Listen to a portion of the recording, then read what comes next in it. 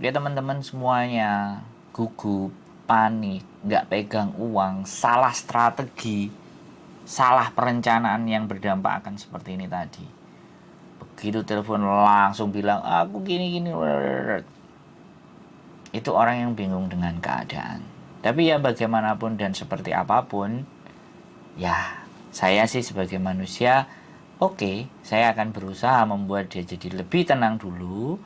Logikanya kita main. Kalau orangnya sudah tenang, pikirannya sudah enak, kita ajak bicara dengan baik-baik, pasti dia akan mulai bisa berpikir dan jernih. Sekali lagi, pikiran jernih itu ketika hati kita lagi gugup, hati kita lagi takut, hati kita lagi khawatir, itu pasti. Untuk berpikir lebih tenang itu akan berat. Makanya usahakan untuk lebih tenang dulu, menenangkan diri, berpikir dengan dirinya sendiri dulu, bermuhasabah, harus apa yang saya lakukan, duduk dulu, santai dulu, minum-minum kopi dulu, tenang sambil dipikirkan. Mungkin itu saja. Sekali lagi kita bukan orang yang sempurna, yang selalu bisa membantu dan menolong setiap apapun persoalannya. Tapi kita berusaha menjadi manusia yang punya nilai dan bermanfaat buat siapapun. Itu saja dari saya. Keep stay tune in my YouTube channel and see you.